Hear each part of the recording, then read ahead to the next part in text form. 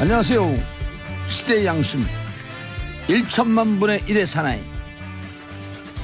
마성의 중독성 정봉주의 정치쇼 정봉주입니다.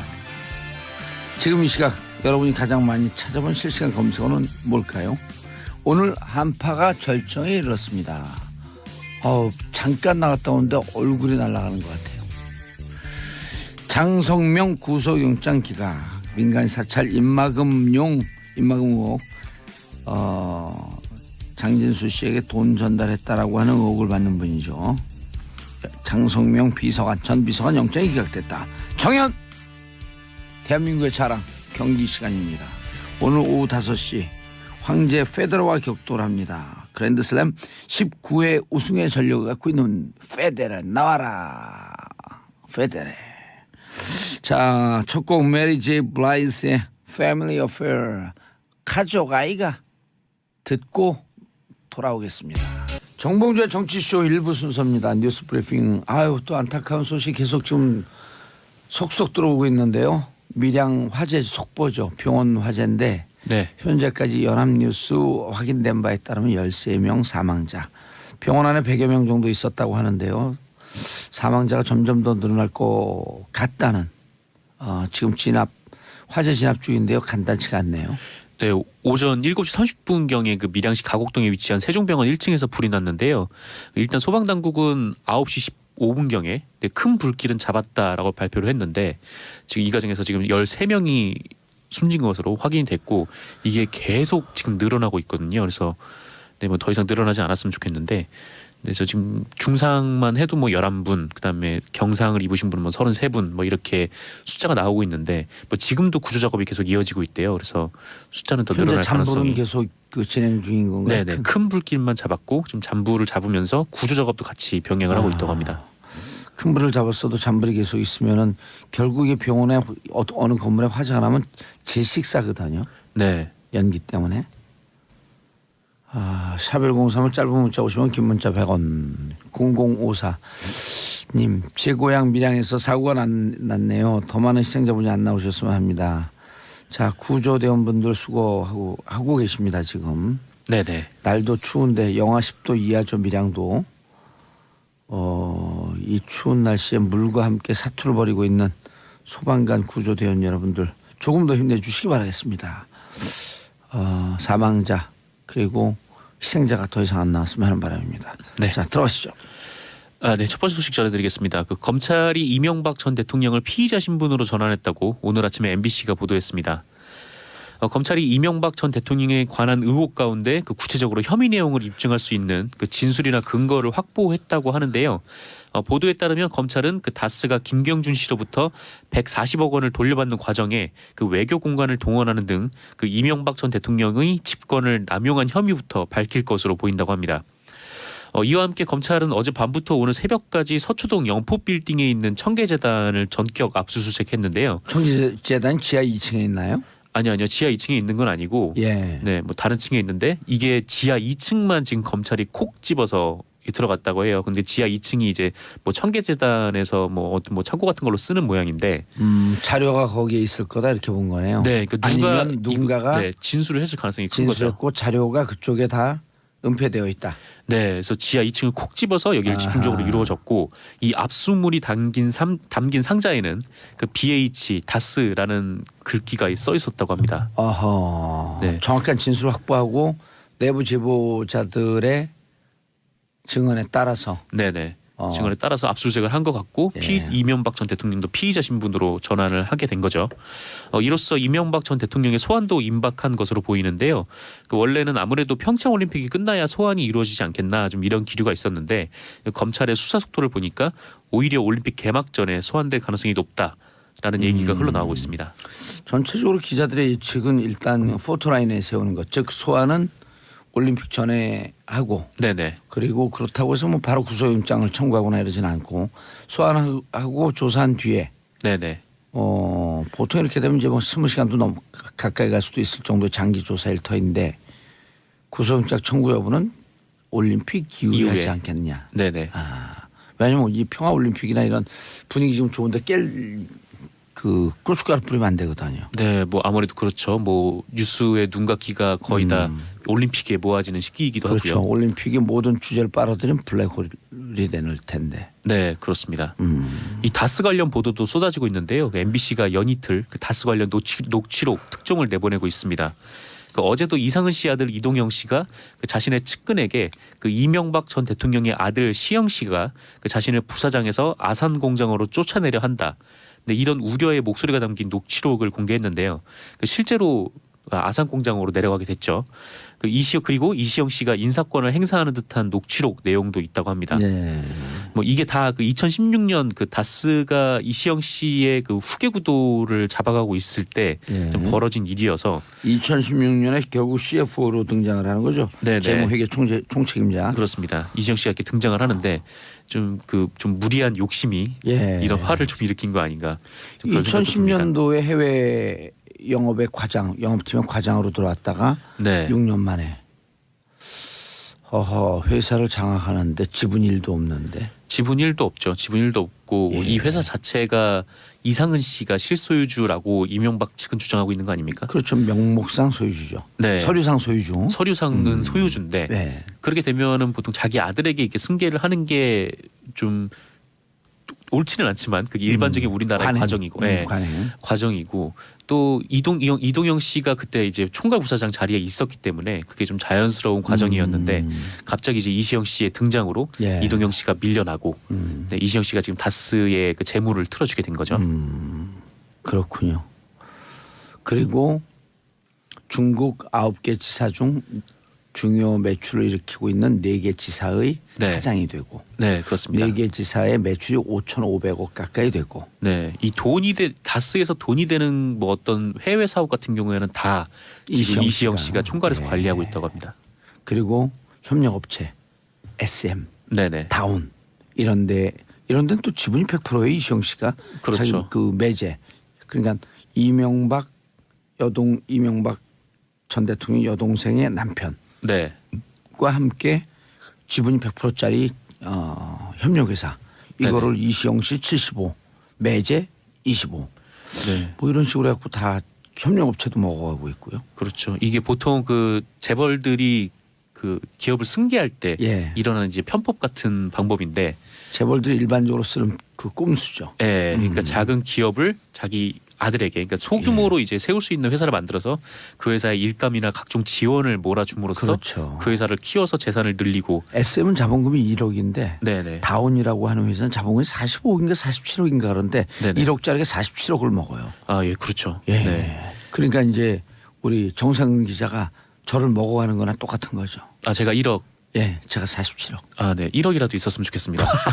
그럼 1원으로 하죠. 1원. 아, 1원이요? 1원대 47원. 네, 1원은 너무 없어 보이는데요. 그러면 한 얼마 100만 원? 100만 원. 네, 100만 원. 예, 100만 원대 4,700만 원. 아, 네. 좀 계산하기 복잡한데 그거는. 복잡하긴 하지만 그 정도가 그냥 적절하지 1원으로 않을까. 하시죠. 1원. 1원이요? 1원동 사세요? 넘어갈까요? 여기에 1원이라는 것이 참 부끄러워지는 순간입니다. 우리가 서로 간에 네. 제가 47원이어도 제가 뭐가 되는 줄 아세요? 을이에요. 을. 둘 다 을놀이 한 거야.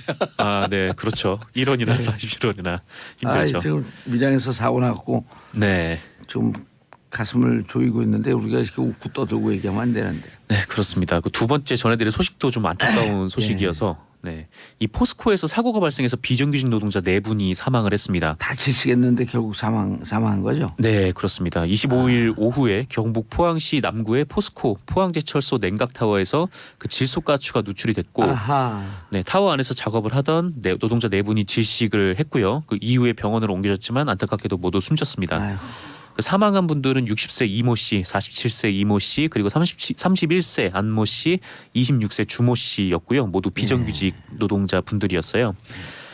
이분들은 오전 9시부터 작업을 시작해서 오후 3시에 30분간 휴식을 하고 다시 작업에 투입이 돼서 그 냉각용 충전재를 교체하고 있다가 갑작스럽게 변을 당하셨습니다.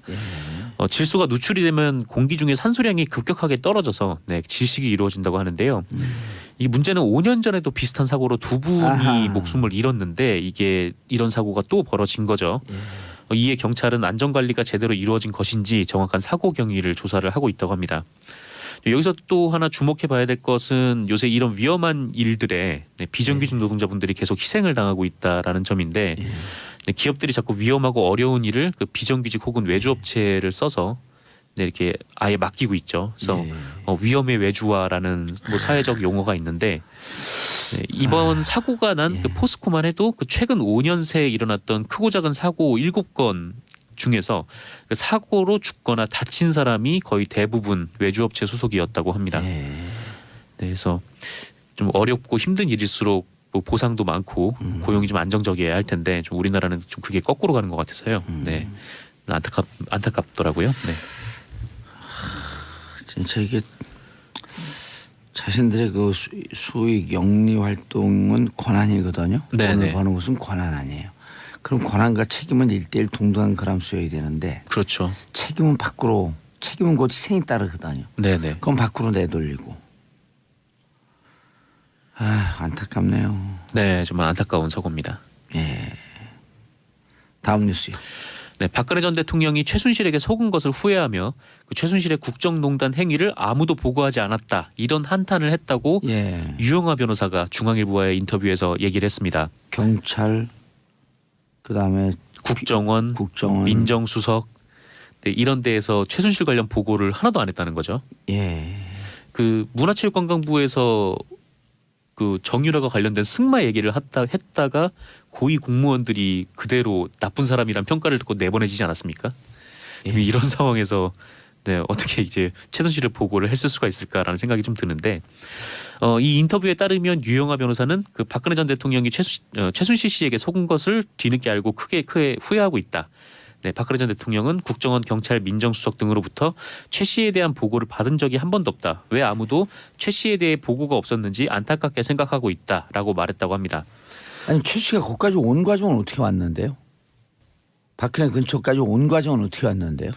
사실 왜 박근혜 대통령이 이렇게 얘기하죠? 누가 나한테 소개했는지 원망스럽다. 네, 누가 소개를 했다기보다는 그보다 더 훨씬 더 오래전에 왜 최순실은 최태민의 딸로 태어났는지 원망스럽다. 그렇죠. 최태민 목사를 만나면서 이게 연인이 된 거죠. 최태민 목사와 내가 왜 가까이 지내는지 원망스럽다. 그 얘기를 했으면 오히려 나는 왜 태어났는지 원망스럽다. 이렇게 되는 건 똑같은 거죠.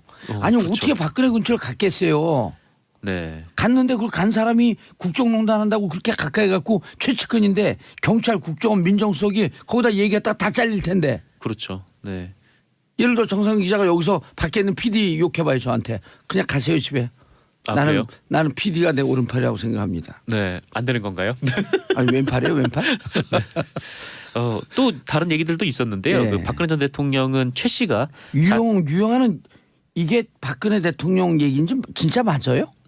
이 인터뷰를 할 때 그 유영하가 이렇게 주장을 했대요. 자기는 이 박근혜 전 대통령한테 미리 인터뷰 승낙을 받았다라고 얘기를 했다고 합니다. 그럼 그거 어떻게 확인하냐고요? 그거는 이제 확인할 길은 없죠.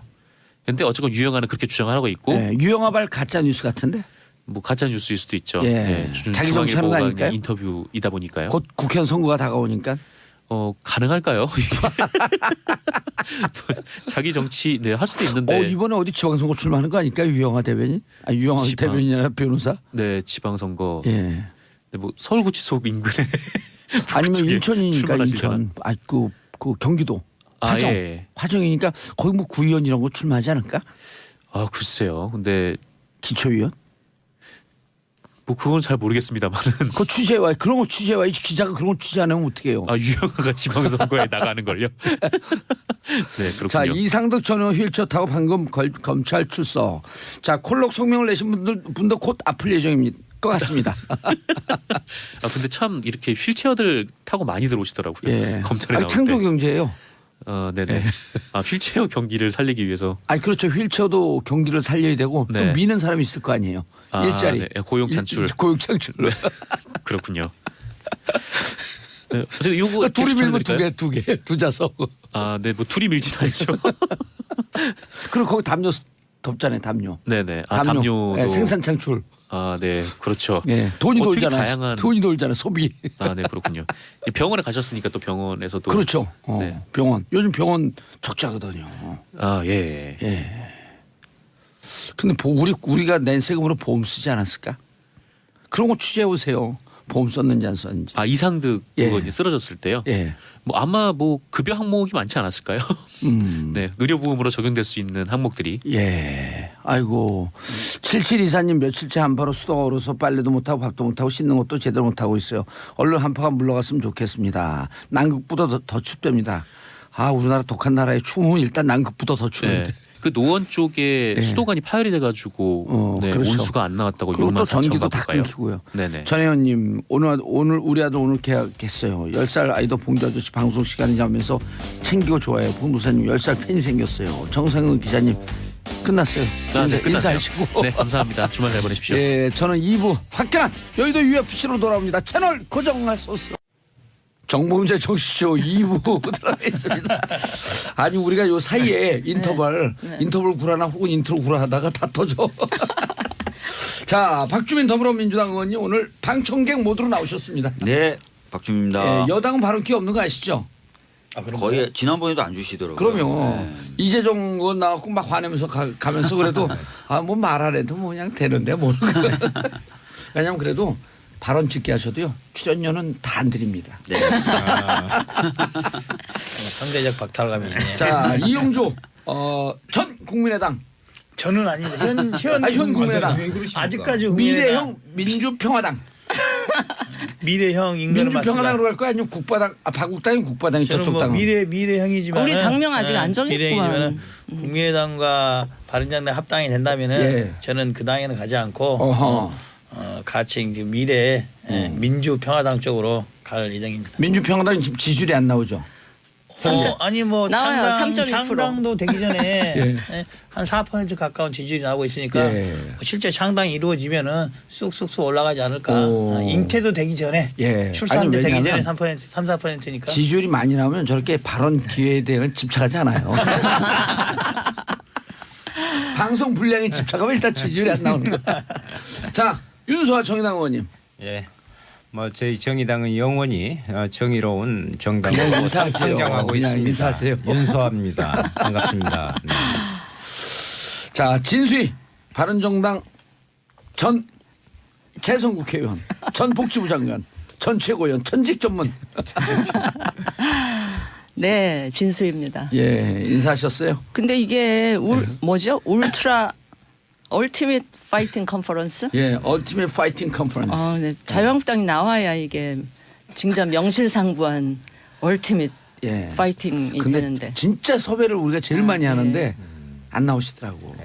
자유한국당 나오면 그는 출연료를 좀 주는 걸로 조건을 바꿔줘. 거기만 주는 걸로. 거기만 주는 거로. 차기 직권을 포기했나요? 아니 거기 보이콧 정도 해라며. 출연도 보이콧 하는 거. 아니 나 없는데 이렇게. 그 맞아요. 예, 예. 그럼 더 안 나오지.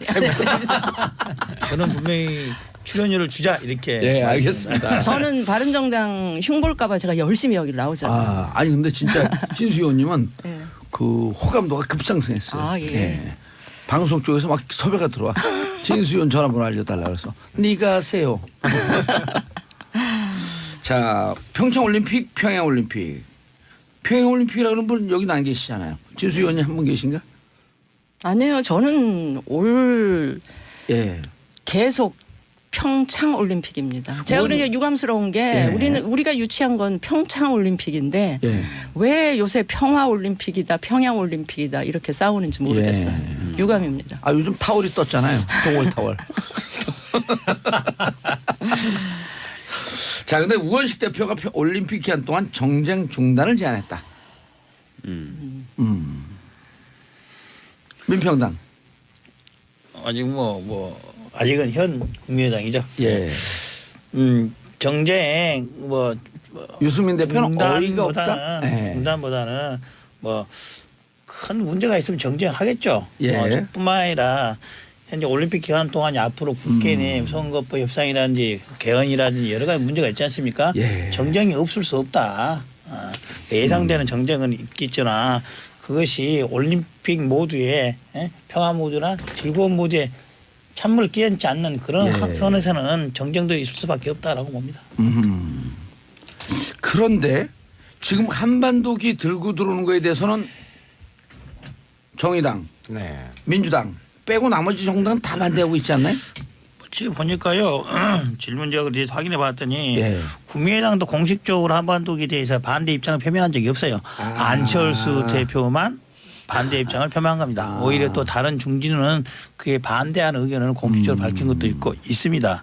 저 개인적인 생각은 저는 한반도기 공동 입장 시 한반도기 드는 데 저는 찬성하는 입장입니다. 지금 한반도기를 들자라고 하는 게 팩트 체크를 좀 해봐야 되는데 입장 퇴장 시 그렇죠. 그렇죠. 그리고 그렇습니다. 공동팀이 그 단일팀이 메달을 땄을 경우에 그런데 그렇지 않은 경우는 대한민국 팀은 태극기 북한은 북한 그 피겨도 나오고 그랬는데 거기는 만약에 그 메달 딴다. 따면은 인공이 알아야죠. 인공이 자기 거 올라갈 수밖에 오. 없죠. 또 지금까지 국내에서 국제대회가 여러 번 열렸고 북한 참여를 해서 메달 따는 경우는 이미 인공기가 개항이 됐었어요. 이미 여러 차례 그런 적이 계약이 있었어요. 여러 차례. 그런데 네. 안철수 그 대표께서 예. 한반도기도 안 된다.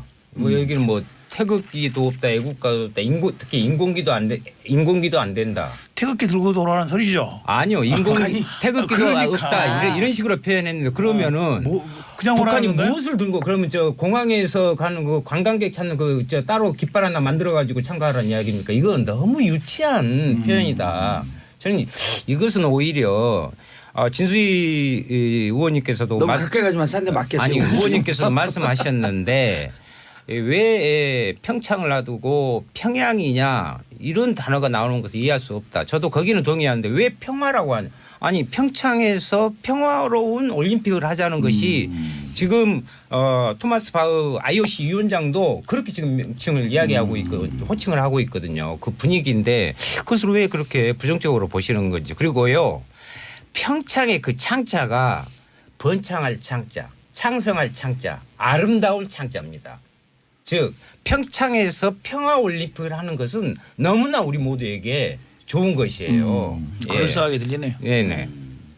아니 그리고 사실은 이번에 제가 좀 알아보니까 아이스하키 단일팀의 경우에는 IOC에서 더 적극적이었대요. 그럼요. 예, IOC에서 단일팀을 했으면 좋겠다는 입장이 좀 강했고 예. 오히려 이제 너무 이제 그런 게 강하니까 우리나라에서는 다른 출전국들에게 좀 양해를 구해야 될 필요가 있다. 또 우리 원래 대표들에게 피해가 갈 수 있다라고 해서 조정을 해서 받아들인 형식이 됐다는 얘기가 있어요. 예. 아니, 그게 그 정확한 팩트입니다. 예. 예, 근데 단일팀 구성 논의에 관련해서는 이제 지금 쟁점은 이거 같아요. 예. 예전 같으면은 단일팀 구성한다는 국민들이 모두가 다 동의하고 양해를 다 했습니다. 근데 지금은 그렇지 못한 사람들이 개별적으로 많이 생겼어요. 이유는 그거 같아요. 전 국민적으로. 예전에는 남북 화해 차원에서 단일팀을 구성해서 좋은 분위기를 하자고 했는데 단일팀 끝나고 그런 행사 끝난 이후에 그게 다 효과가 없더라. 무용한 거 아니냐. 이런 것들이 국민들 잠재의식 속에 하나씩 둘씩 쌓여가고 있는 것이 문제라고 봐요. 아니 객관적으로 실제로 저 분위기가 있어요. 과거에 우리가 그 전에 단일팀 뭐 호주 이런 데서 단일팀 들고 들어갈 때 막 열광적으로 했었는 그 환호를 하고 그랬었는데 지난해 핵무기 때문에 너무 감정적으로 그렇죠. 격화되다가 벼랑한 단일팀으로 가니까 특히 젊은 층에서 이거에 대한 반감이 여론조사는 꽤 높아요. 그러니까 제가 그 얘기를 드리려고 그러는데 여기 보면 이제 우원식 대표가 올림픽 정쟁 중단하자. 그거에 대해서 이제 우리 바른정당의 그 유승민 대표가 어이없다. 근데 어이없을 만한 게요. 이 국민들 정서가 지금 어이가 좀 없는 게 불과 한 2달 전 12월만 해도 뭐 핵실험한다 미사일 쏜다 그래갖고 전 세계가 북한 대북 규제한다 이러던 분위기에서 1월 1일 날 김정은이 신년사에 한마디 턱 던지니까 그때부터 무슨 호떡집에 불난 것처럼 막 이렇게 진행이 되니까 이 진행되는 전 과정을 지켜보는 국민들 입장에서 좀 어이가 좀 없고 어리둥절. 그리고 이게 아무리 우리가 같은 민족이라는 이유 때문에 다 이해를 하려고 해도 좀 과공비례, 과유불급 이 느낌을 지울 수가 없고요. 그다음에 우원식 대표가 정쟁 중단 이야기를 했는데 보세요. 그 저기 뭐죠 한반도기 들고 입장한다든가 남북 단일팀을 지금 그 팀 사정 전혀 파악 안 한 상태로 무조건 밀어붙이듯이 하는 이런 거에 대해서 제가 보기에 여론조사상 국민들의 과반 절반 정도가 지금 그 이 반감을 가지고 동의를 못하는 이런 상황이라서 야당들이 그런 국민들의 입장을 대변해서 정부에 대해서 이야기하는 걸 갖고 무조건 정쟁이다. 이거는 좀 네. 곤란하다. 그래서 어이가 없다는 근데 이제 거예요. 뭐 신년사에서 네. 뭐 한마디 나오니까 그걸 막 엄청 뭐 덥석 받았다 이렇게 말씀하시는데 그 호떡집에 부분은 불렀다 그랬어요. 그 부분은 좀 잘못된 것 같고요. 왜냐하면은 이미 이제 2011년에 통과됐던 이 평창 올림픽 지원에 관련된 특별법에 남북 단일팀 구성에 관련된 조항이 들어가 있어요. 그렇죠. 그리고 사실상 그 이후부터 계속 단일팀을 만들면 좋겠다라는 얘기가 새누리당 쪽 의원님들 중심으로 많이 나왔었고 실제로 그래서 박근혜 전 정부 때 계속 노력을 해왔던 거예요. 근데 결실을 못 맺었던 거죠. 그랬다가 이번에 이제 기회가 와서 그동안 노력해왔던 것을 토대로 이렇게 만들어지게 된 거예요. 근데 이제 와서 그거를 비판하시면 근데 예전에 저는 좀 문제가 단일팀 있다고 이런 생각하고요. 거는 합의가 이루어지고 나서 실제 대회가 열리기까지 그 기간이 좀 꽤 좀 됐어요. 있었죠. 네. 그러다 보니까 국민들도 이해할 수 그러면 있는 뭐 시간이 되고 팀을 새누리당 구성하는 분들이, 것도 아니, 저는 국민분들의 정서를 얘기하는 게 아니라 지금 새누리당 자유한국당. 그러니까 예전 새누리당 분들의 태도에 대해서 일단 먼저 짚는 거예요. 오늘 자유한국당 대표 나오신 거예요? 네, 아니 아니고요. 그래서 솔직히 저는 국민의 말씀드리면 그 답답한 게 쭉 본인들도 해야 된다고 추진해 왔다가 된 건데 그러면 추진해 올 때 전제가 있었던 예. 말인가요? 뭐 올림픽 전 2개월 전에 구성돼야만 된다 이런 아니 얘기 근데 없었잖아요. 박주민 의원님 이게 지금 말씀하신 게 83조의 평창 올림픽을 특별법에 따른 83조 85조입니다. 아니 그러니까 83조는 평화 증진에 그 노력해야 한다. 노력해야 한다. 그다음 85조에 단일팀이 구성하면 중앙 정부와 지원할 수 지자체는 있다. 지원할 수 있다. 네. 맞아요. 이제 아니, 제가 라고 했는데 이제 문제는 뭐냐면 근데 어쨌든 아니 최근에 네. 보면 그 특히 아이스하키 같은 경우도 IOC에서 적극적으로 나온 거 맞는데 네. 아이스하키 여자 아이스하키 단일팀 구성에 대해서는 반대 의견이 여론조사 그러니까요. 높게 나오더라고요. 아니 이제 그러니까 그 정부 국민분들의- 차원에서도 네. 이게 너무 국민들하고 소통이라든지 네. 그 팀하고의 이 대화나 소통이 좀 부족했다라는 걸 부족했다. 인정을 하고 국민분들의 이제 계시잖아요. 그걸 갖고 정서 자꾸 부분에 대해서는 정쟁한다고 이렇게 여당이 아니, 생각하시면 그러니까 안 돼요. 국민분들 정서 부분에 대해서는 저희들도 이제 계속 두루두루 살펴야 된다는 건 당연한 입장이고요. 예. 그 과정에서 이제 이 부분을 좀 짚어야 될 것 같아요. 사실 이제 통일이 갖고 올 수 있는 여러 가지 경제적 효과도 있어요. 근데 지난 이제 9년 보수 정권 하에서 통일이라는 것이 정말 뭐 터무니없는 일이다라는 식으로 많이 예. 강조가 되어 왔고 통일이 어이가 없다 그랬죠. 예, 그다음에 네. 대화와 교류 협력이라는 게 거의 없다 보니까 국민분들 입장에서도 사실은 그런 걸 피부로 느끼기가 어려웠던 거예요. 그런 역사가 있었죠. 근데 잘 아시겠지만 남북 긴장 관계로 인한 코리아 디스카운트, 예. 그다음 외교적으로 제대로 발언하지 못하는 점, 뭐 어업권만 해도 서해나 동해 어업권 다 중국이 가져갔지 않습니까? 그리고 에너지 개발이라든지 철도 뭐 이런 것들 사실 개성공단 포함해서 굉장히 경제적으로 우리가 도약하고 비약할 수 있는 수많은 기회들이 남북 평화를 계기로 찾아올 수도 있고 만들 수도 있는데 네. 그런 부분이 사실은 지난 9년간 강조가 안 되다 보니까 일단 중요한 게 지난 9년 동안 통일에 대해서 좀 부정적인 기류와 통일에 대한 교육이 전혀 안 돼 있었죠. 부정적인 통일 대박이라고 지난 박근혜. 아니, 근데 왜 그런데 교류를 안 해요? 근데 어쨌든요. 통일 대박하다. 그 저는 감옥 가서 쪽 박혔는데. 이번 평창 올림픽을 계기로 어렵게 조성된 이 분위기가 그대로 이 정부 원하는 대로 잘 굴러갔으면 참 좋겠어요. 저도 그렇습니다. 그런데 그래요. 우리가 네.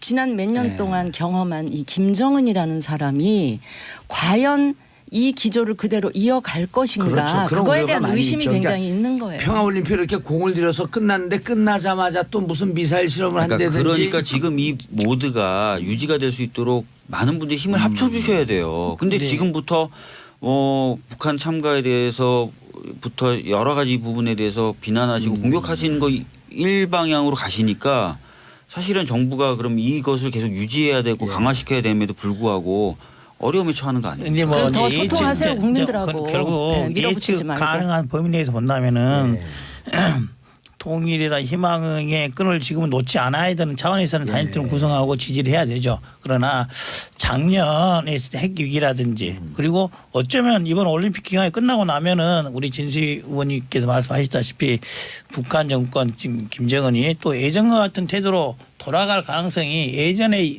비춰보면은 충분히 예상이 가능한데 단일팀 구성 이것을 정말로 100% 동의만 할 수는 있느냐 이런 아니, 그러니까 우려는 있죠. 알겠습니다. 그러기 위해서는 정부가 국민들한테 충분히 설명해야 돼요. 충분히. 몇 가지 질문. 그 특히 이제 여자 아이스하키 같은 경우는 다큐멘터리가 나오는데 그거 은근히 사람들이 많이 봐서 그러니까 이게 흑수저의 도전 혹은 흑수저의 그 마음을 좀 대변하는 듯한 이런 정서가 있었는데 20대들하고 얘기를 해봤더니 느닷없이 금수저가 세치게요 들어온 거야? 이런 정서가 있는 거예요. 북한 금수저. 그런데 우리 정부 입장에서 이제 우리도 기성세대가 되다 보니까 단일팀 구성하면 다 박수를 보낼 줄 알았어. 이렇게 했는데 20대들은 왠지 세치기 당했고 흑수저가 뺏긴 것 같은 이런 그 동병상련이 있었던 거예요. 네, 그 부분에 사실은 대해서는 최근에 그만큼 그 극단화되고 양극화되고 맞죠. 불공정하고 네. 한 사회의 경험을 지금까지 해왔으니까. 10여 년 네. 동안이나 특히 정의당이 지지율이 낮아서 그래요. 그건 좀 이따 이야기하시고요. 그런데 그러한 것들에 자기도 모르게 익숙해져 버린 거죠. 공감이 되는 예, 거죠. 그러다 보니까 이번 여자 아이스하키 팀 같은 경우에 공정한 그런 부분에 대한 그 바람이 왜곡된 거 예, 아니냐라는 맞습니다. 젊은이들의 그런 부분이 있었던 건 맞습니다. 사실인데 예. 여기에 한 가지 이런 부분이 있습니다. 그럼 그 분위기를 결국 이명박근혜 정권에서 만들었고 대신 IOC에서는 그분들께 우리 젊은 세대들께 이야기할 수 있는 부분은 남북 단일팀을 구성할 경우에 엔트리 부분에 있어서 22명을 35명으로 늘려줬어요. 그렇죠. 그래서 네. 우리나라가 23명입니다. 북이 12명이고요. 근데 그런 내용도 좀 알려주면서 IOC가 전체적으로 국제적으로 평창 올림픽에 대해서 남북 단일팀을 올림픽의 올바른 정신으로 삼는 중요한 것으로 보고 있다는 국제적인 그런 그 이익과 그런 분위기를 갖고 있다는 장점도 설명이 돼요. 근데 그게- IOC의 그런 결정을 네. 우리 정부가 처음에 성급하게 아이스하키 단일팀 밀어붙인 그게 익스큐즈가 그러니까 그 이렇게 양해될 수는 저는 없다고 봐요. IOC 결정은 결정이고 애초에 너무 일방적으로 우리 대통령 그 취임사에서 뭐라 그랬어요. 기회는 균등하고 과정은 공정하고 결과는 정의로울 것이다. 이거를 우리 젊은이들이 환호하고 어떻게 다요 나도 못. 그러니까 환호하고 굉장히 열광했던 지금 윤수아 대목이거든요. 의원님이 말씀하신 대로 엔트리 자체의 조정으로 인해서 그 피해 입는 대표팀이 최소화된 예. 부분은 있고요. 그런데 그런데도 그 불구하고 과정에 대해서 이런 소통이나 이런 게 그런 없이 것은 소통이나 이런 예. 것들이 좀 부족했던 예. 건 더 맞아요. 좀 적극적으로 근데 더 했어야죠. 적극적으로 예. 소통해야 되는 건 맞고요. 근데 엔트리 숫자가 늘어났다 하더라도 실제 출전 선수가 줄어든 것만은 틀림없어요. 그렇죠. 아니 근데 또 그 사람이 이런 것도 출전 선수가 1명, 2명, 3명이 줄어든다 하더라도 몇 년 어떤 사람 10년 이상 준비했던 사람이 선수의 입장에서 보면은 굉장히 아쉬울 수밖에 없는 거죠. 특히 작년에 남북 간 그 여자 아이스하키 대표팀을 소재한 영화도 있었어요. 예. 그때 주제가 이런 주제였어요. 남한 팀의 여자 아이스하키 대표팀을 구성하는데 북한 대표 선수 출신이 와서 그 자리를 하나 꿰차는 그런 내용이 있었어요. 그거 영화가. 실화예요. 예. 실화를 배경으로 한. 그래서 그때 영화에서도 한국 선수단 내에 미묘한 기류가 있었죠. 지금에 나타난 것이 똑같이 영화에도 반영이 되고 있는 거죠.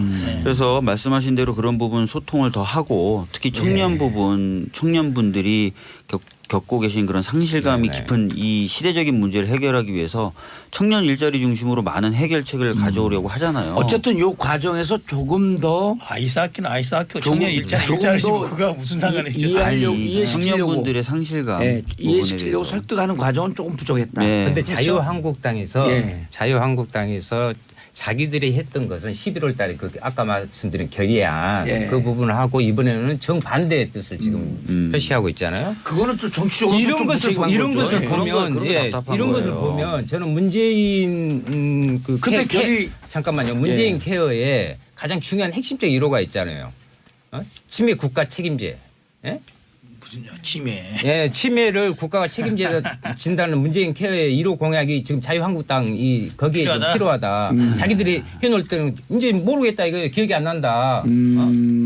치매 그 1호가 자유한국당이 필요하다. 치매 국가 그럼 책임제. 인신공격성 발언하지 말라 그랬잖아요, 제가. 이거 인신공격이 아니라 집단에 대해서 정치 세력에 대한 책임 있는 부분들을 하라는 거예요. 그러니까 제가 그래서 아까부터 치매예요, 지적하고 이거. 싶었던 거는 뭐 소통이 부족하다 이런 부분은 다 저희들이 겸허하게 받아 안을 부분이 예. 있는데 어쨌든 과거에- 어렵게 평화적으로 조성된 이 분위기를 계속 끌고 가야 된다는데 또 다 동의하세요. 그거에 그러면은 대해서는- 과거에 하셨던 부분까지 배치되면서 정치적인 공격을 하시기보다는 평화적인 것이 올림픽 이후에도 이어져 갈 수 있도록 힘을 모아주셨으면 좋겠고 또 청년분들이 겪고 있는 상실감에 대해서도 깊이 공감하시니 뭐 일자리 중심의 정부의 여러 가지 대책과 정책에 대해서도 좀 협조를 해주셨으면 좋겠다는 거예요. 그래서 이제 특히 이제 올림픽에 관련해서는 현재 이 바른정당이 원래 개혁적 보수를 표방했는데 이 문제에 있어서만큼은 네. 수구 보수로 돌아간 게 아닌가. 아니 우리는 국민 정서 상당 부분의 국민들의 정서를 대변하고 있다 이렇게 보셔야지 그걸 그렇게 정파적으로 우리가 접근한다 보시면 저는 안 될 것 같아요.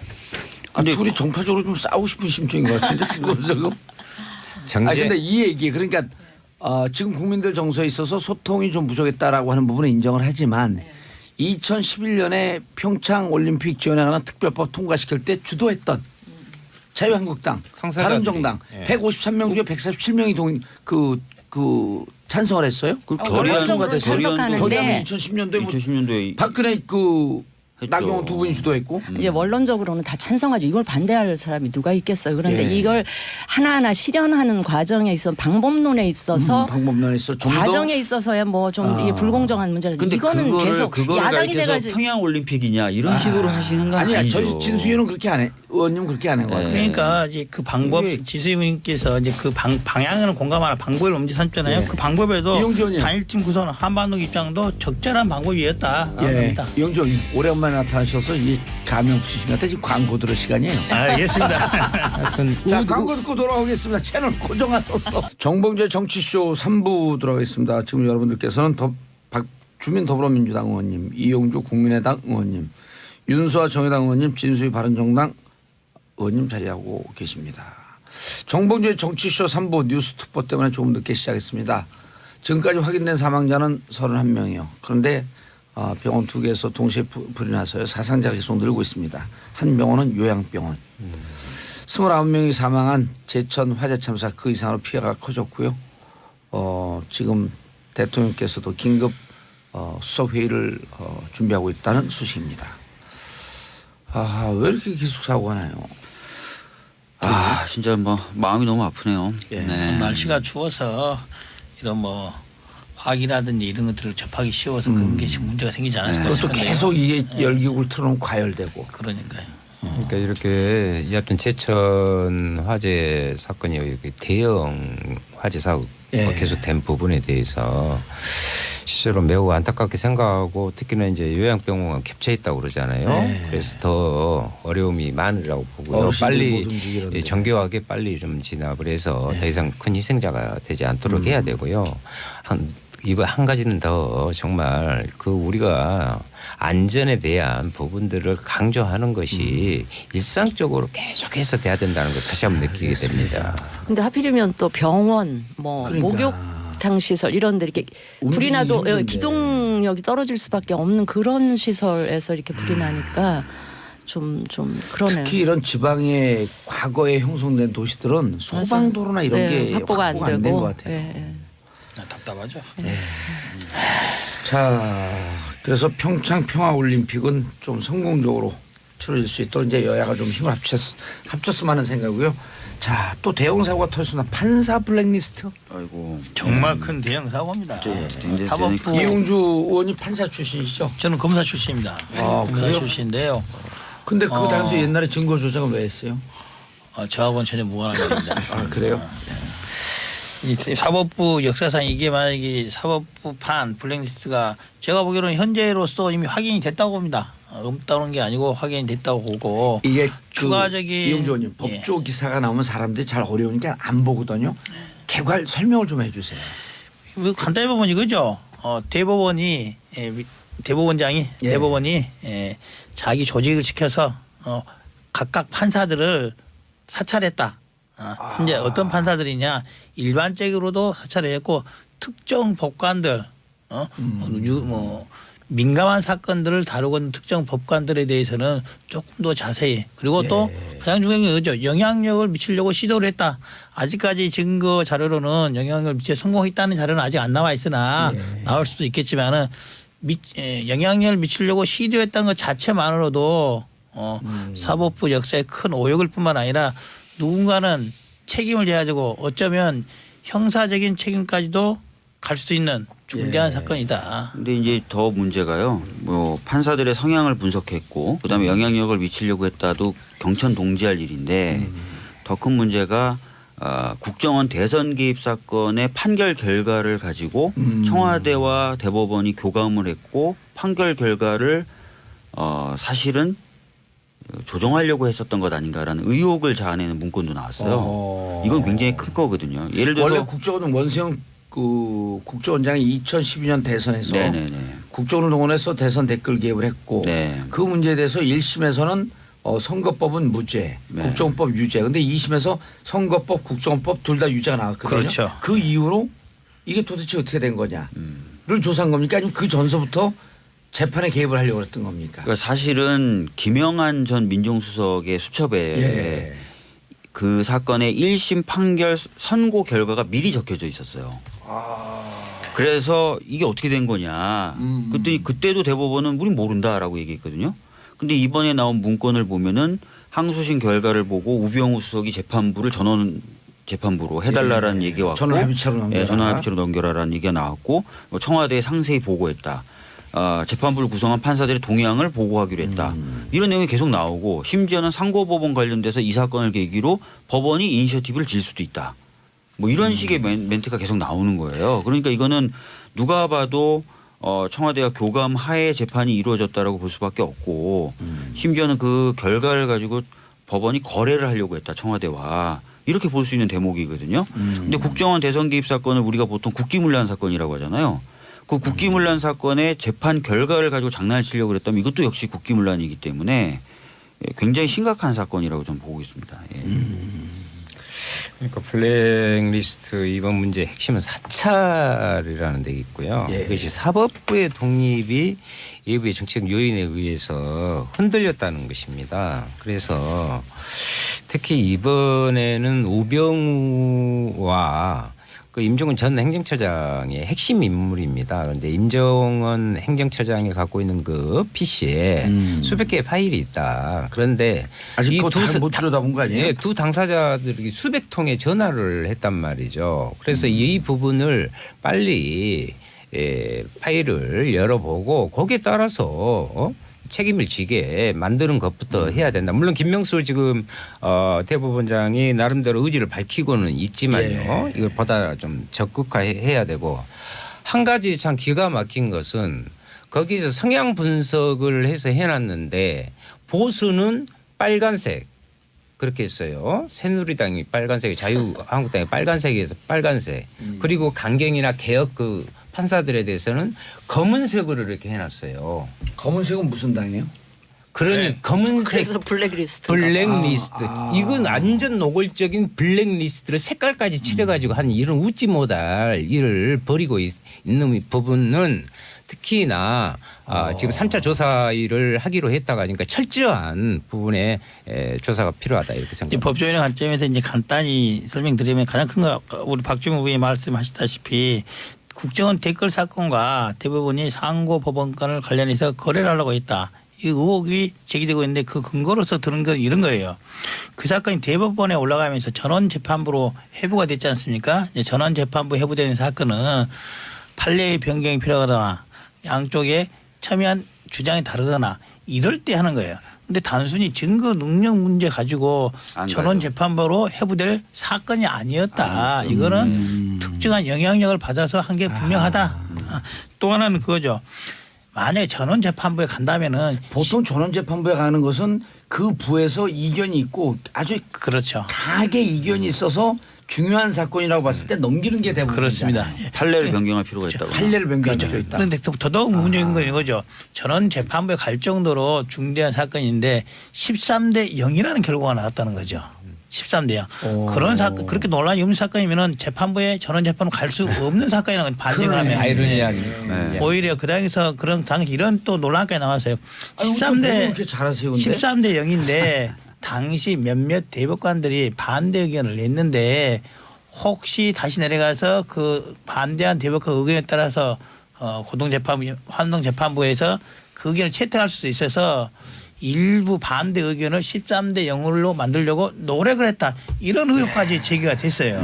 그래서 법조인의 관점에서 보면은 그 부분에 본다면은 아 이게 뭔가 문제가 있는 거구나. 그리고 이번 블랙리스트라든지 이번에 김영한 민정수석의 비방록을 보면은 그 단서가 충분히 나와 있다.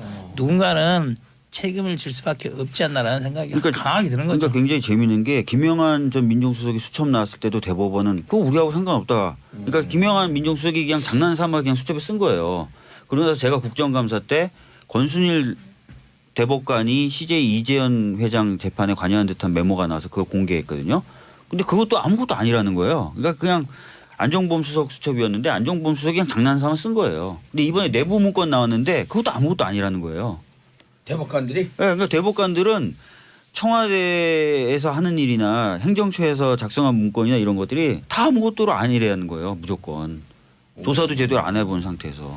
무조건 일방적으로 근데 국민 보고 믿으라는 거죠. 저는 이제 그렇기 때문에 지금 그 부분에 대해서는 단순히 대법원의 내부 감찰로 끝날 수 없을 것이다. 2차 조사한다는데. 좀 이따 얘기하시고요. 아, 예.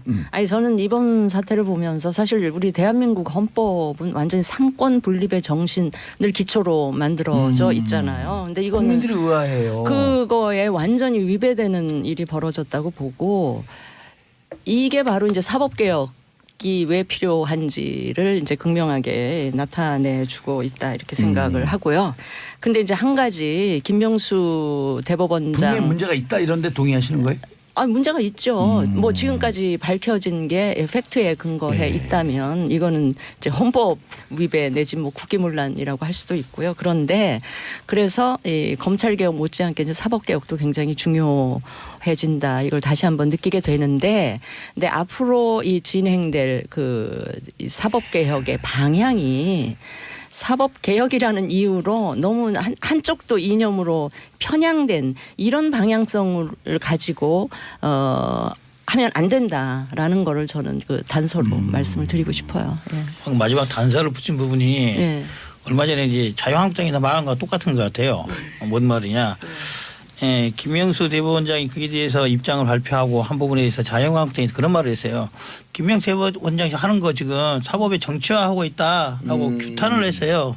그런데 방금 진수희 의원님께서 하신 말씀의 단서 부분은 어쩌면 저렇게 자유한국당과 똑같은 말씀하실까? 그러니까 그런 오해를 불러일으키지 않도록 아주 매우 신중하고도 치밀하게 하셨으면 좋겠다. 오해가 아니라 철저한 수사가 필요합니다. 현재 상태로서는. 지금 감찰과 수사의 차이가 뭐예요? 감찰은 강제적으로 해볼 수가 없는 거죠.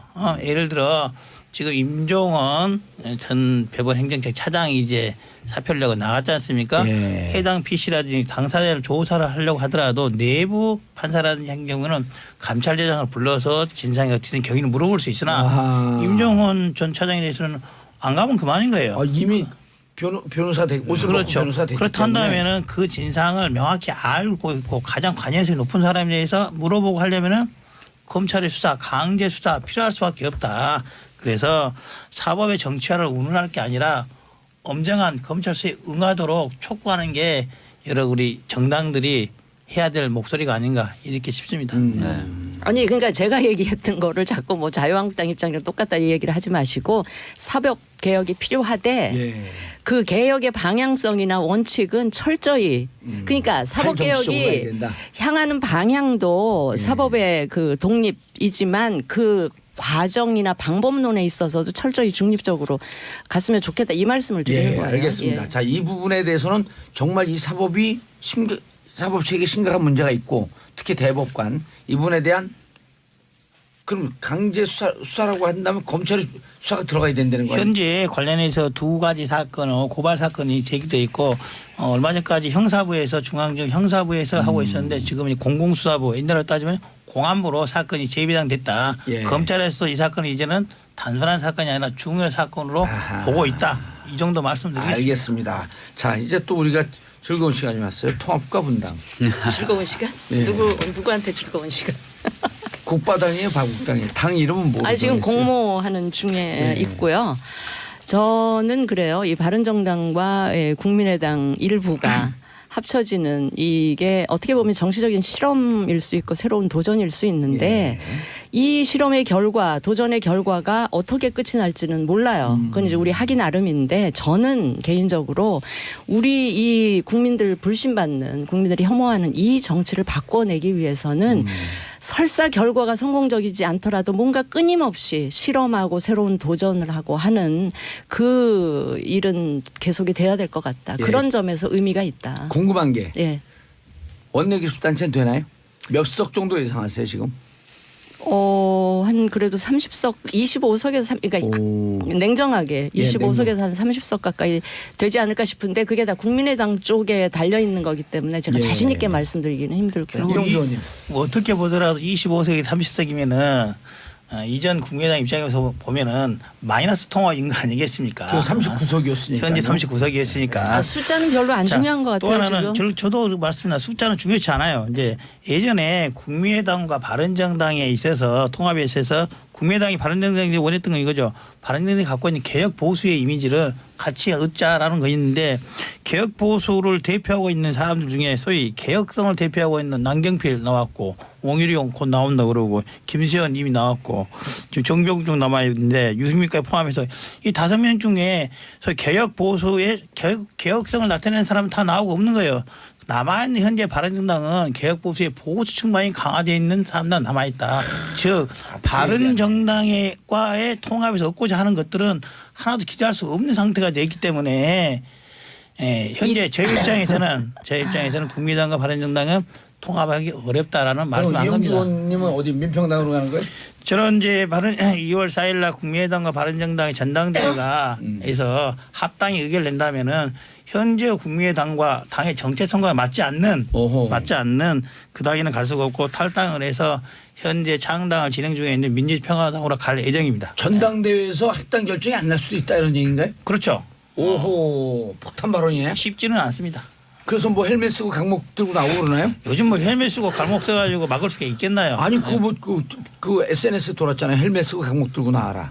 전당대회 때. 뭐 그렇게 주장한 과격한 사람이 있으나 예. 그 사람의 주장일 뿐이고 전당대회가 그렇게 막아지지 않죠. 막아지지 않고 예. 전국 대표 당원 대의원들이 대표자들이 어떤 말을 할 것인지 에 달린 거죠. 예. 저는 이 말씀을 꼭 드리고 싶어요. 아까 말씀. 저기 바른정당에서 개혁성이 있는 분들 다 가셨다 그랬는데 그분들이 바른정당 포기하고 자유한국당으로 간 순간 그분들은 개혁하겠다는 걸 포기하는 겁니다. 더 이상 개혁성을 갖고 있지 않다 이렇게 보셔도 다음 됐습니다. 주에 한 판 더 붙죠. 예, 남아있는 사람들이 나오세요. 개혁적입니다. 그러겠습니다. 끝나 발언 게 없어요 윤수아님.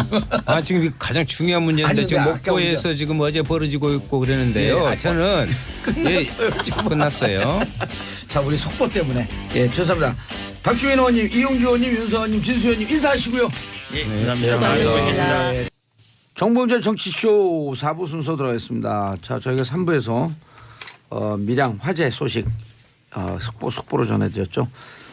그런 바람에 2부, 3부 여의도 UFC는 많은 얘기를 못했습니다. 의원님들 참 오늘 출연해 주신 의원님들께 감사의 말씀과 죄송하다는 말씀. 그러나 사고가 좀 빨리 수습돼야 되는 마음에서 속보를 전해드렸습니다. 자 정치 뉴스 빼고는 다 있는 시간 비정치회담 화재근 문화평론가님. 예, 안녕하세요. 예, 강경윤 SBS 퍼니 기자님. 네, 안녕하세요. 스트롱뉴 강경윤입니다. 예, 스트롱뉴인데 오늘 지금 탈이 몸이 안 좋으셨고요. 하다가 중간에 나갈 수 있습니다. 그래도 우리 청취자분들께서 양해해 주시기 바라겠습니다. 네, 힘내겠습니다. 예, 힘내라 힘내라 힘내라 강경윤. 이런 응원 처음 받아봐요. 네네. 가즈아. 네. 자, 첫 번째 뉴스.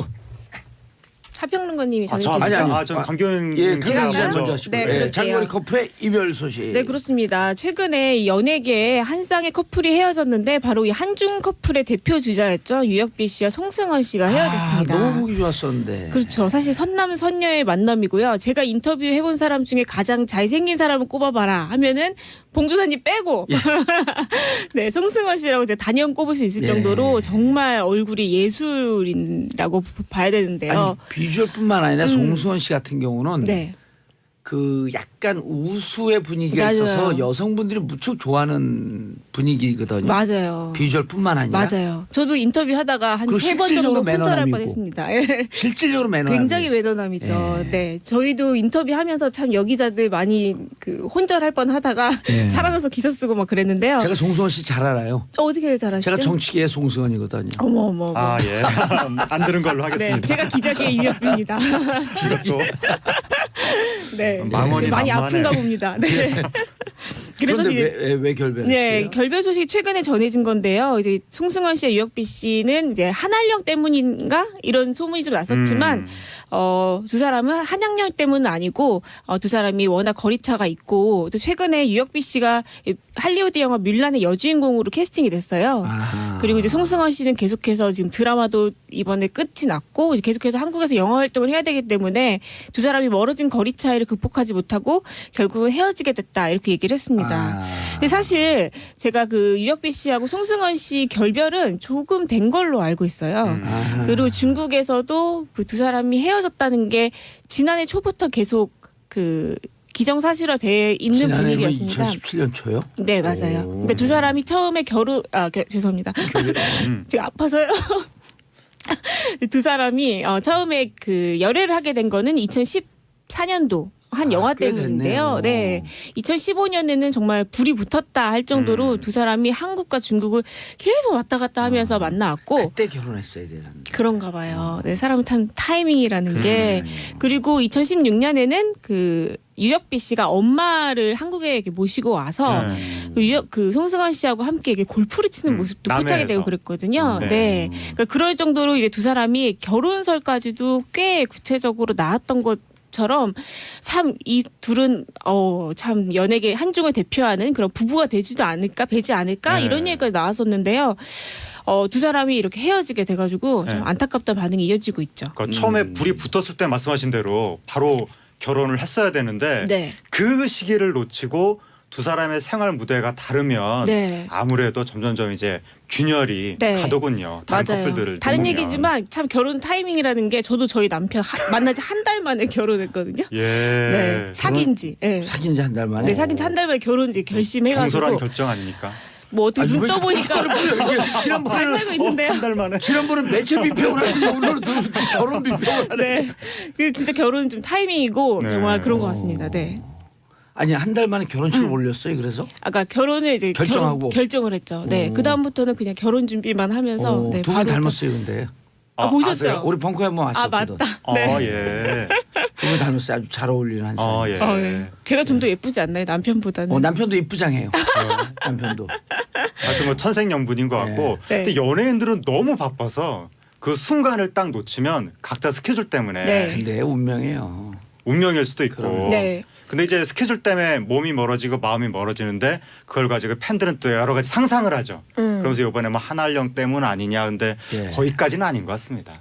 네. 네. 한알 영어. 그러니까 이게 영화 이런 속담 있잖아. Out of sight, out of mind. 맞아요. 안 보면 잊혀진다. 맞아요. 그렇습니다. 망고에 질립니다. 네. 안 거에 질린 거죠. 그다음에 십수년 전에 타임 카바 스토리 그 기사 중에 하나가 Love is chemistry. 예. 사랑할 때 몸에서 특별한 엔돌핀이 돈다는 거예요. 네. 특별한 화학물질이 나오는데 예, 그게 예. 맥시멈 나오는 게 3년 동안 나온다. 오. 그쵸. 예. 3년이 지나면 유효기간이. 식어진다. 그런데 우리 집사람은 이제 35년 됐거든요. 네. 지금도 나오는 것 같아요. 어머. 우리가 무슨 약간 문제가 있는 것 같아요. 그것은 그 생물학을 거스르는 건데요. 원래 그렇죠. 3년 정도 지나면 이게 화학 물질이 분비가 안 되면서 이렇게 차분한 관계로 이어지는 건데 그러니까 열정이 사라지고. 우리 집사람이 송승헌을 놓치고 싶지는 않은 거죠. 그럼 봉조사님은 아, 예. 다시 태어나셔도 지금 아내분과 결혼하시겠어요? 우리는 다시 태어난 게 아니라 이미 우리가 한 16번쯤 환생한 것 같은데 계속 산 것 같아요. 그냥. 현명한 대답. 이것을 어떻게. 네. 그리고 사실 개그맨 김준호 씨도 비슷한 경우인데 최근에 이혼했잖아요. 네. 그 김준호 씨 같은 경우도 결혼하고 1년이 채 안 돼가지고 이제 와이프 그 아내분이 김준호 나 필리핀으로. 김준현인 줄 알고 깜짝 놀랐어. 김준호입니다. 네, 김준호 씨가 그리고 계속 혼자 살고 있었어요. 예. 김준호 씨도 굉장히 뭐 방송뿐만 아니라 사업도 굉장히 많이 하고 그렇죠. 개그맨들 뭐 그런 사업도 많이 하는데 보면은 김준호 씨가 이렇게 가정에 이렇게 이렇게 뭐라고 해야 되죠? 그러니까 가정을 돌보고 막 이렇게 하는 시간보다는 계속 사업만 하고 있어서 혹시 이혼한 거 아닌가 이런 얘기까지도 좀 돌 정도였는데 그런 건 아니었고 좀 두 사람이 떨어져서 한국과 필리핀을 좀 오가면서 지내다가 이제 결국에는 서로의 미래를 위해서 이혼하게 됐다. 김준호 씨 부인은 필리핀 분이었어요? 아니요, 한국 사람이고요. 한국 분인데 필리핀으로 가서 활동을 한 네, 거예요. 그러니까 결국 참 특이한 케이스인데 결혼하고 1년 만에 필리핀으로 유학을 갔죠. 그러니까 부부가 왜 떨어져서 사는지 사람들이 굉장히 이상하게 참 이상하게 생각했거든요. 생각하죠. 네, 속사정이 좀 있다고 하죠. 굉장히 오랫동안 떨어져 있다 보니까 네. 아무래도 자연스럽게. 왜냐하면 그 말씀하세요. 김준호 씨 같은 경우에 한 번 이제 연예계에 한번 고비가 있었잖아요. 네. 그 기획사가 망했었죠. 그거 전에 이제 불법 도박 같은 걸로 해가지고 한번 무리를 일으켜서 그때 당시에 이제 김준호 씨가 굉장히 힘들 때였기 때문에 약간 두 사람이 떨어져 지낸 시간이 좀 길어졌고 그 다음부터는 이제 조금 이제 관계를 회복해서 지내려고 했지만 이제 결국에는 이렇게 좀 안타깝게 결말이 난 것 같습니다. 예. 네.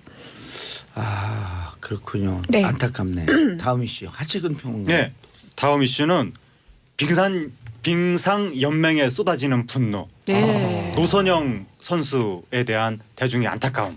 이 소식인데 그러니까 노선영 선수가 예. 팀 추월이라는 스피드 스케이팅의 한 종목에 이제 출전을 하게 된 거죠. 팀 추월. 네, 팀 추월이라는 이게 것은 매스하고는 좀 틀린 거죠. 그러니까 팀 추월은 이제 3명의 선수가 동시에 링크를 돌면서 예. 일종의 단체전 개념으로 다 결승전에 들어와야 제일 먼저 들어온 팀이 우승을 이제 하는 건데. 근데 뒤에 한 사람 빼고 2명까지 하는 건가? 3명이 다 들어와야 되는. 예. 그렇게 팀 단위로 경쟁을 하는 건데 네. 거기에 노선영 선수가 우리나라 대표 선수였던 거죠. 음. 그래서 당연히 올림픽에 나갈 거라고 생각을 했는데 지금 올림픽 직전에 못 나간다고. 왜요? 여태까지 훈련을 했는데 알고 보니까 팀 추월 대표 선수는 개인 자격으로도 올림픽에 나갈 수 있을 정도의 그 어떤 그 국제 대회 성적이 있어야 된다는 거예요. 기록이 있어야 되는구나. 그 성적이 있어야 되는데 그걸 우리나라 빙상 연맹이 규정을 잘 착각을 해가지고 팀으로 국가대표면은 팀으로만 자격이 있으면은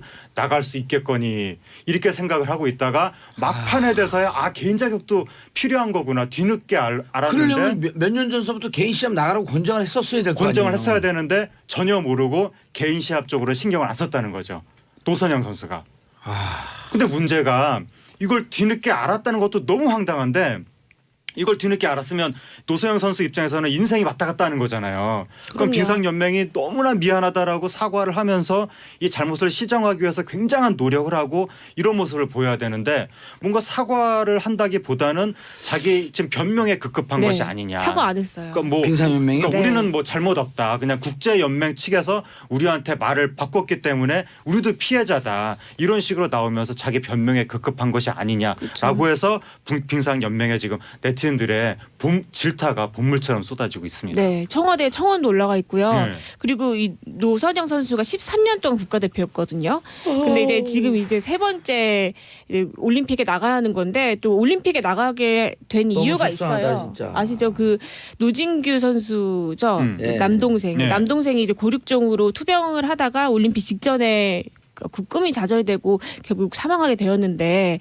그런 이제 본인은 사실은 지난 올림픽을 끝으로 안 나오려고 이제 은퇴를 하려고 다 준비를 했다가 남동생이 꼭 누나는 금메달을 따라 이렇게 얘기를 했기 때문에 본인이 이 평창에 도전을 하게 된 거고 평창에서 사실 굉장히 뭐 이게 뭐 메달권이다 아니다 뭐 이런 걸 다 떠나서 이제 본인은 정말 최선을 다하고 싶었는데 그런 게 이제 없이 빙상연맹에서는 굉장히 무책임한 태도를 보이고 있기 때문에 노선영 선수가 지금 작심하고 지금 빙상연맹에 대해서 좀 비판을 하고 있어요. 그런 부분 중에 하나가 좀 이제 파벌이 있다. 그리고 몇몇 선수들 금메달이 유력한 선수들만 따로 훈련을 한다.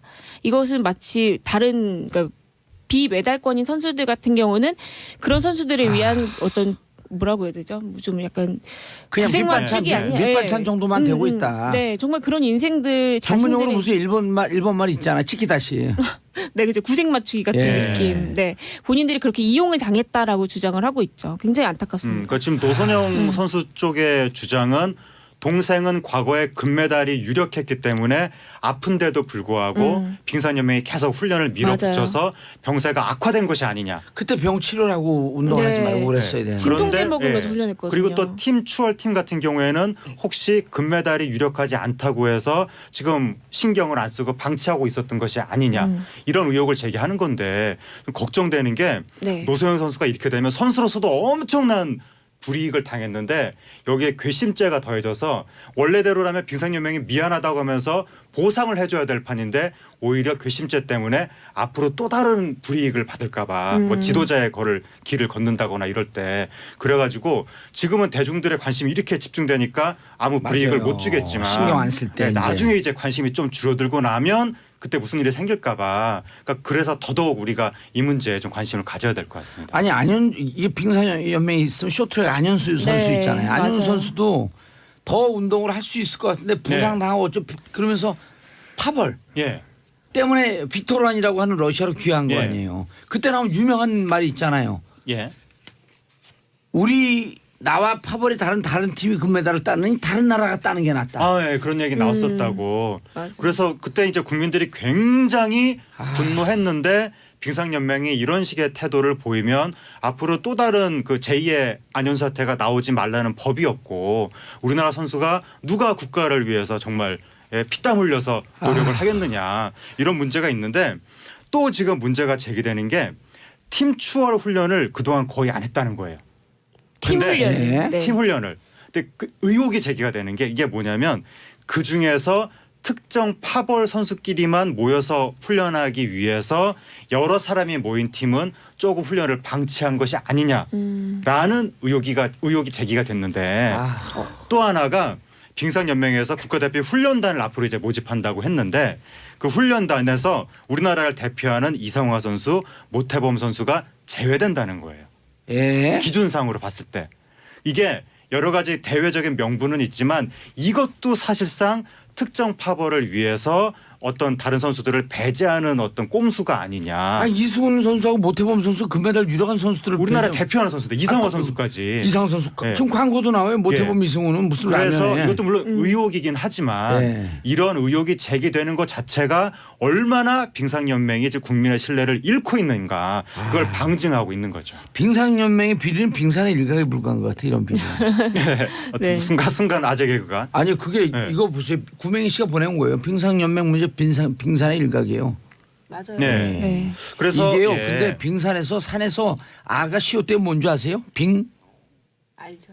예. 네. 빙. 아니 얼음판에 네. 신을 우리가 빙신이라 그래요. 네. 네. 그렇죠. 그리고 얼음판에 신. 빙상연맹 또 문제가 최근에 한국을 대표하는 쇼트트랙 선수 심석희 선수가 예. 폭행을 당했는데 맞아요. 코치한테 그걸 숨겼죠. 대통령과의 만남. 완전히 금메달 그 3개 내지 2-3개 정도 예상되는 선수 아니에요. 그렇죠.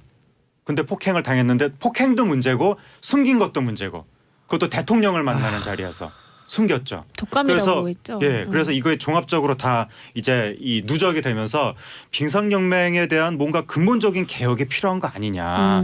그래야 이제 국민의 신뢰를 다시 회복할 수 있지 않겠느냐. 이게 지금 이런 문제가 해결이 안 되면 선수들의 허탈감도 물론이려니와 일반적인 네티즌도 우리나라 국가 시스템 자체에 대한 불신으로 이어질 수 있기 때문에 뭔가 이러한 그 단체들의 행정의 투명성 이것을 이 기회에 제고해야 된다. 그런 얘기가 나오는 겁니다. 빙상연맹의 개혁은 저 같은 사람들한테 맡겨놔야 돼. 저는 조직 딱 잡으면요. 네. 한 2달 안에 그 조직의 내부 고발자들 다 만들어요. 네. 봉도사 같은 분들이 예. 빙상연맹뿐만이 아니라 우리나라 각종 단체가 옛날부터 투명성 문제가 항상 있었거든요. 공정성 다 문제. 잡아서 제가 교정하고 올까요? 빈신수 있으시나요? 그러니까 이런 게 진짜 적폐청산인데 맞아요. 이런 걸 해야 되는 겁니다. 3833님 빙상연맹 예전부터 파벌 문제 많아요. 스포츠계 적폐도 척결해 주세요. 축구는 없어요 또. 어디나 다. 축구협회는 또 아우 네. 뭐 그 조 무슨 회장 그만두기 전에 7년짜리 계약을 해버려요. 계약을 스폰서. 그것도 전에 하고 똑같은 가격. 앞으로 7년 뒤면 물가가 얼마나 올라가겠어요. 네. 그러니까 우리나라 그리고 뒷돈마다 조사해야 되는 거 검찰이. 그러니까 우리나라 여러 단체가 다 불공정하고 폐쇄적이고 불투명한 게 문제가 되는데 맨 위에 최고 권력부터 불투명하고 불공정하게 운영이 됐기 때문에 그 문화가 밑으로 내려오는 거거든요. 예, 그러니까 2명 다 감옥 갈. 그러니까 그 최고 권력 운영부터 진상 규명을 하고 이제 그 위에서부터 그 문화를 근절을 시켜야 되는 거죠. 예. 언제는 우파 갔다가 오늘 또 좌파 갔다가 좌우로 왔다 갔다 하는 거 원래 빙상은 좌우로 왔다 갔다 하는 거예요. 아, 예. 그렇죠. 갈짓자로 걸어가겠습니다. 자, 양영 씨님 도대체 기본도 안 된 연맹 때문에 애매한 선수들한테 피해가 가니 정말 어디서부터 잘못된 건지 마음 아프네요. 그래서 이렇게 적폐청산하러 들어간다 그러잖아요. 서로 파벌끼리 상대방만 욕해. 그렇죠. 아, 이거 참. 어떻게 하지? 얼음판의 신은 뭐라 그러죠? 아, 빙신이죠. 예. 얼음판의 신. 빙상연맹이 우리 얼음판의 신인가? 글쎄 얼음판에 신이 많은 것 같기도 하고 뭐 더 이상 제가 자세히는 말씀을 못 드리겠습니다. 방송 씨는 그럼 방신이에요? 네, 배 많이 방신이죠. 아프세요? 빨리 끝내야 될 것 같아요. 우리. 네. 자, 빙상연맹 진짜 문제가 많은데 안현수 선수가 대표적인 케이스예요. 그렇죠. 안현 선수가 사실은 오죽하면 거기 러시아까지 그 갔겠어요. 옛날로 치면 우리나라 국적을 버렸기 때문에 사실은 옛날 개념으로 보면 이제 배신자라 국민이 비난을 할 수도 있었는데 그런 비난은 속보 떴네요. 노선영 올림픽 출전 러시아 탈락으로 1500m 출전 가능. 예비 2선수였는데 러시아 오. 선수 2명이 출전 금지돼서 예. 출전할 수 있게 되었습니다. 이 모든 것이 와. 정봉주의 정치쇼에서 그러니까요. 방송됩니다. 감사합니다. 네. 정치쇼 무슨 방송국? 예, 무슨 SBS요? 예. 아, 지금 딴 생각 지금 그러니까 예. 노선영 선수가 이제 끝났어요. 기준점 대비 마이너스 2였거든요. 아하. 앞에 두 명이 지금 어떻게 이것도 탈락이 이런 됐나? 우연히 그러니까 참. 이게 네. 결국 정의는 살아있는 그러니까요. 거예요. 예. 아까 윤석은 정의당이었었는데. 자, 오늘 조금 일찍 끝냅니다. 가수 C의 공명 Kiss from a Rose 장미로부터 온 키스 듣고 두 분 인사하시고요. 예, 감사합니다. 감사합니다. 예, 저는 내일 11시에 찾아뵙겠습니다.